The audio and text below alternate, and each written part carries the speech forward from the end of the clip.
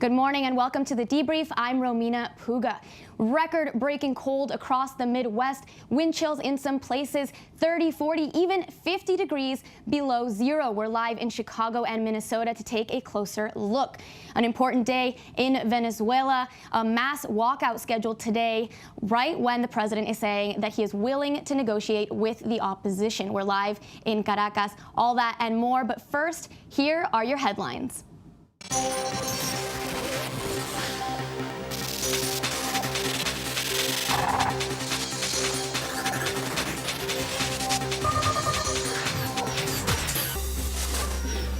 Los Angeles Mayor Eric Garcetti says he won't be running for president in 2020. You see, you can't make anything great if it doesn't even work.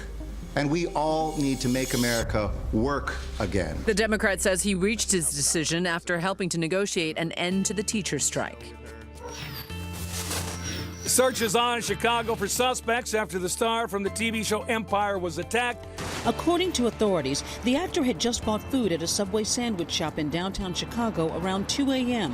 when two masked men approached him, yelling racial and homophobic slurs, and then began hitting him in the face and poured an unknown chemical substance on him, possibly bleach. Then he alleges one of the assailants wrapped a rope around his neck before running off.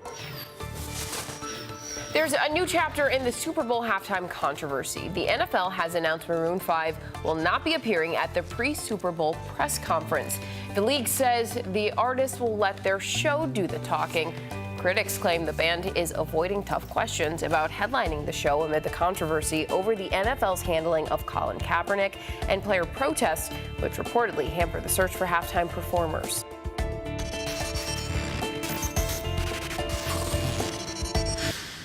In case you haven't heard, it is cold today in the Midwest, like ridiculously, unfathomably cold. In Chicago, it is negative 23 degrees right now. That's where Alex Perez is. Alex, we talked about this yesterday, but what does that kind of cold do to a person?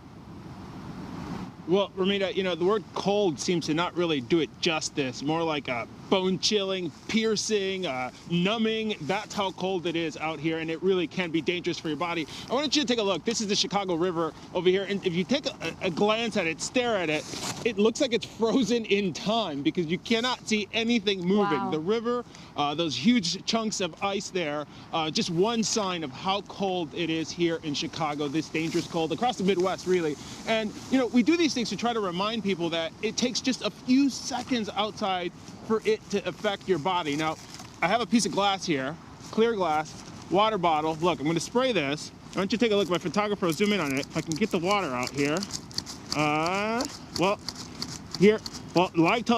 TV, here's what happens. It froze, right? So there's ice in here. So this froze. But hold on. I still want to show you because it crystallizes in seconds. Now, take a look here. See it coming down, and you see that froze right there. You see the markings right there where the water was dripping down. So within seconds, it was crystallized. This is an orange that's outside. Orange, usually soft. That's what it sounds like, and it's been sitting out here out in the cold, in the elements. So this kind of cold is so dangerous that officials say you should probably just stay inside. If you are outside, try to make it for a short amount of times. That's what we are doing.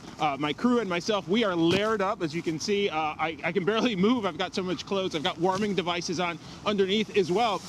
My crew here, our audio engineer, my producer, Andy, right next to us here, they are layered up. You can see how much clothes they got on just to stay warm. And after we're done talking to you, Romina, all of our cars are actually right here, and they're heated up. They're going. The engines are running. The heat is on high. So we're running back into those cars to warm up as soon as we are done. But this cold weather is no joke. It's absolutely dangerous. And officials want to remind people that it's not something you should take lightly.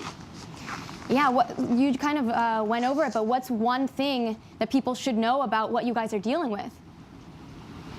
Well, that's sort of the one thing that we can't repeat enough times. We were at Northwestern Memorial Hospital yesterday where they have already seen several cases of frostbite, some of them very serious, where people have lost parts of their extremities.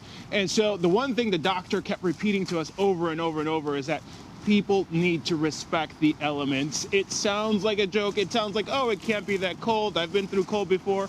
Not this time, not now. This is the kind of cold that can really, really be dangerous. Romina? Wow, thank you, Alex. Sticking to the cold, I want to go to Eva Pilgrim, who's in Minneapolis, where it is negative 28 degrees. But first, I want to put this in perspective. In Barrow, Alaska, the northernmost town of the U.S., it's above the Arctic Circle. It's only negative 6 degrees today. And in Ely, Minnesota, they have the coldest wind chill today at negative 70 degrees. So it is cold in the Midwest. Eva, have you seen anyone outside? What are you seeing there? We've seen a few people outside. I just kind of want to show you what it does look like. We're in the skywalk. Minneapolis is amazing, and they have these skywalks all over downtown. So you don't actually have to walk outside unless you just want to be crazy. But you can see it's pretty much a ghost town for the most part out there. There's no one on the streets. We have seen people, and you will see people walking through the skywalk. So they're staying indoors as they get around downtown as much as possible. We just saw a man in a giant, I'm talking giant yellow snowsuit. His face was completely covered. And we have some video actually of our producer this morning. We were outside in the elements, and you heard Alex talk about how dangerous it is. The feels like temperature this morning was minus 51. I can't even begin to describe kind of how that feels when you open the door and it hits your face. It does hit you. It's not a mild wake-up call in the morning when you feel minus 51 walking outside. And we've talked about the fact that it's hard to talk when you're outside. That's one of the symptoms of hypothermia, guys. There's a reason that it's hard to talk when you're outside. It's because you are losing heat and it's dangerous to be out there. That video of our producer Brian, his face completely covered up.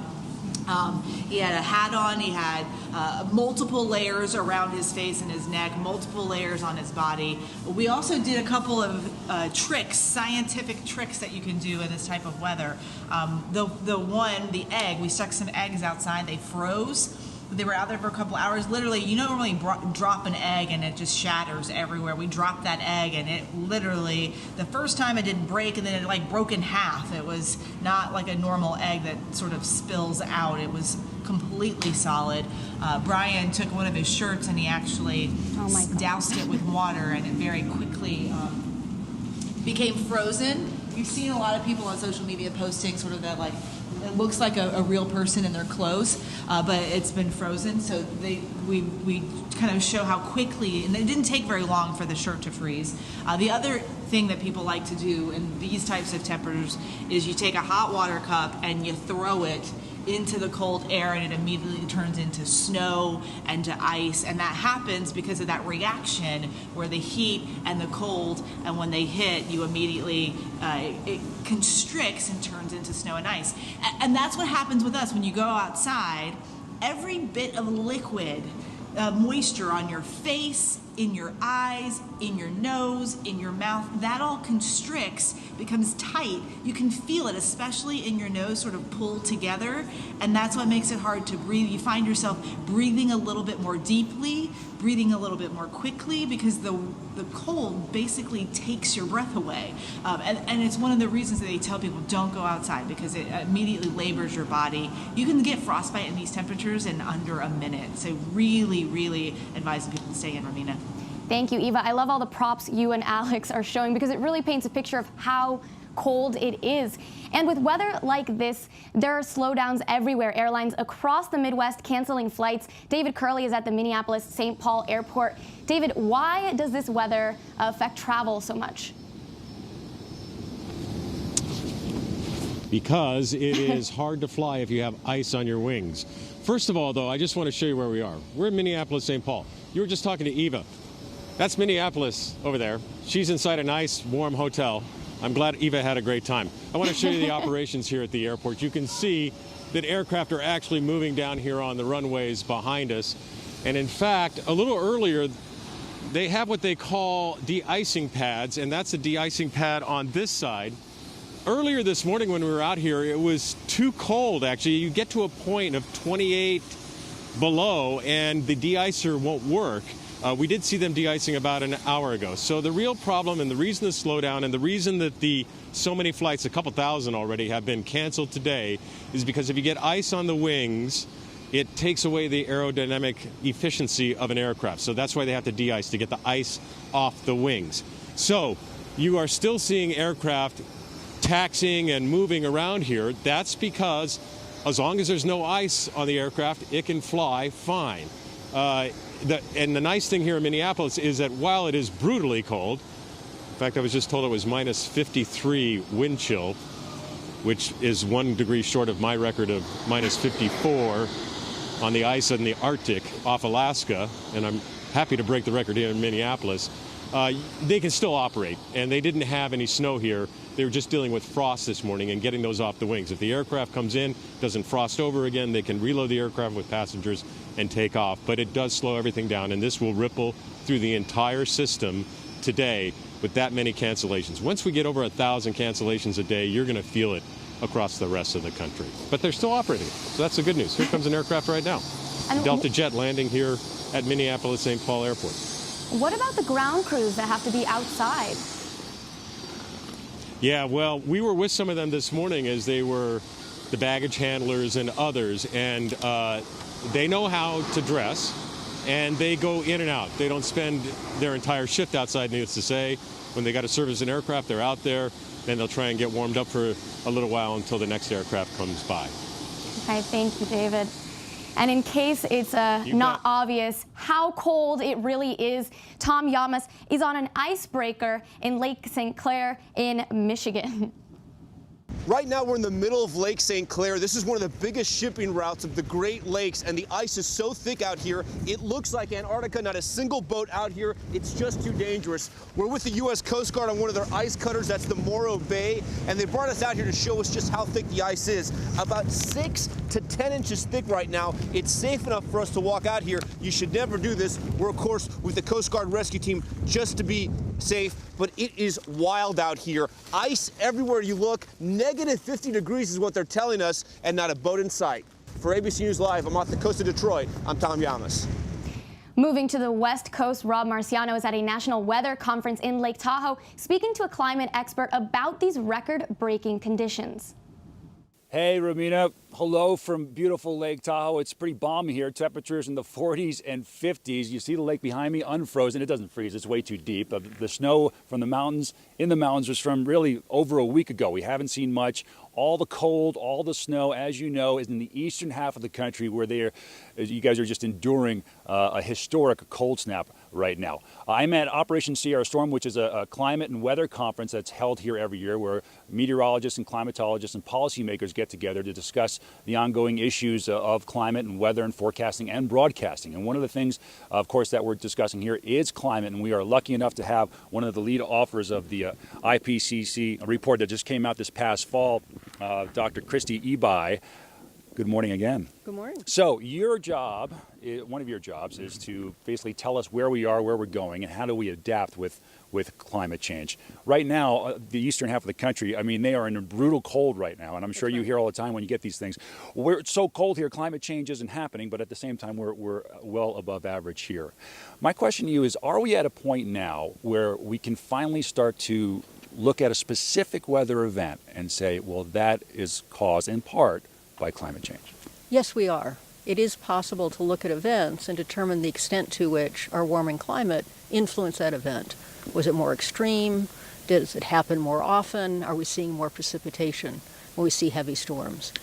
And we've always said that heat waves are going to be stronger, droughts are going to be stronger, and precipitation is going to be heavier in upwards of about 20%. And we did see that with Hurricane Harvey, didn't we?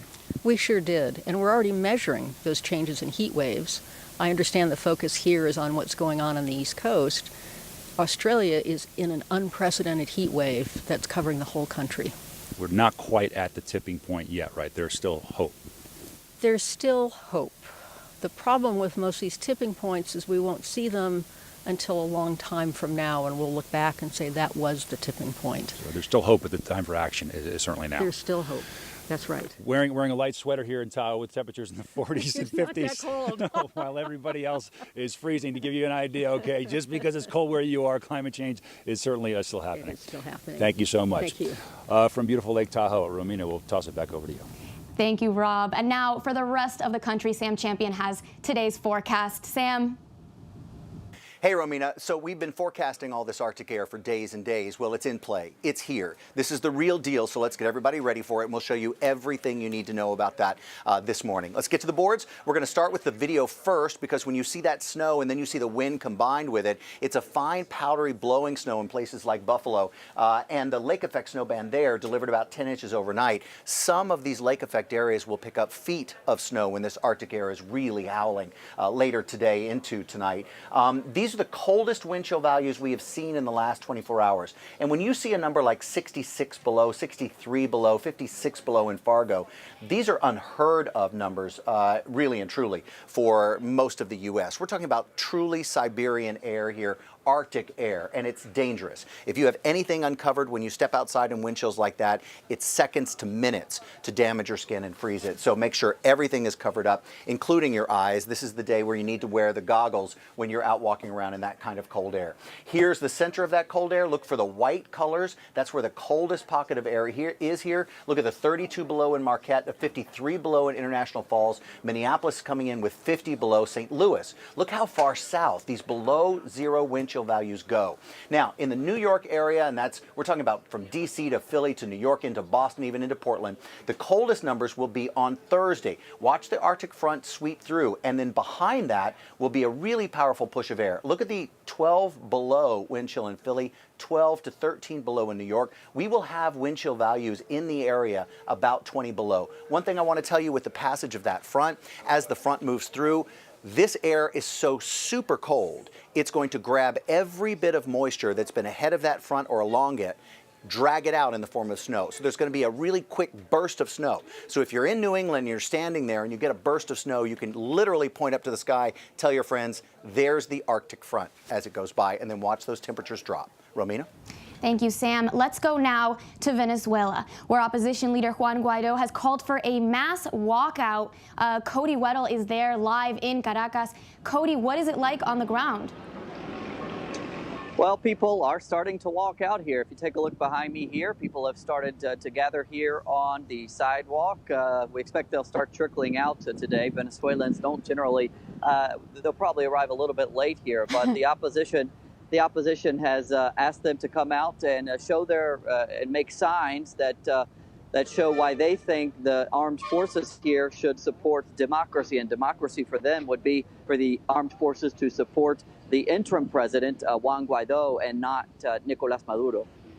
And what does Guaido hope to accomplish with this walkout? I think he's hoping to show that he still has the people on his side and show that he has force. We're going to see if people try to block streets here. The opposition hasn't called for people to block streets, but it's something that we often see when they call for these types of protests. But I think Guaido wants to show that the people are on his side, and through these signs that people are holding and through the amount of people that show up, he wants to show that the armed forces, that they can support him and not Maduro. I think if you listen, we're starting to hear people beat pots and pans. That's a form of protest here. And the idea is that the beating of those pots and pans can be heard all the way in the presidential palace. Thank you, Cody. President Trump going and pushing against his intelligence chiefs today, calling them wrong, naive, and saying they should go back to school. Karen Travers is at the White House. Karen, can you break this down for us? Yeah, this was a pretty incredible tweet from President Trump, who we've seen in the past 2 years push back against conclusions from his own intelligence community. But this was a personal insult by the president on those top officials. And the reason for this was that yesterday the president's top intelligence officials were on Capitol Hill, where they presented the global threat assessment. And on many critical issues, they were presenting positions that contradict some of the things the president has said in the last 2 years. Take a listen to what they had to say. So many things have happened so positive. The regime is committed to developing a long-range nuclear armed missile that would pose a direct threat to the United States. The world's leading state sponsor of terror will be on the cusp of acquiring the world's most dangerous weapons. We do not believe Iran is currently undertaking activities we judge necessary to produce a nuclear device. We have won against ISIS. We've beaten them, and we've beaten them badly. ISIS is intent on resurging and still commands thousands of fighters in Iraq and Syria. And this morning, the president sort of backtracking a bit on some of his positions. He was tweeting about ISIS, Iran, and North Korea. And on ISIS, he said that there has been tremendous progress made in the last 6 weeks. Now, that's important because the timeline here, it was 6 weeks ago where the president declared that ISIS had been defeated. Obviously, we heard a very different message yesterday from the top intelligence officials. And on North Korea, the president last summer declared that the threat was over. And yesterday, we are told that North Korea remains intent on keeping its nuclear arsenal and also having that weapon that could be a threat to the United States. This all comes as the president is getting ready to meet with Kim Jong-un at the end of February. Karen, Trump is saying, he also said that the relationship with North Korea is the best it's ever been. So after these comments, what can we expect from that summit next month? It hasn't been locked down just yet. The White House said in a statement that they're planning for it to take place at the end of February, but the location has not yet been determined, and the North Koreans have not fully accepted the summit. If they do sit down together, it would be the second time the president has met with Kim Jong-un.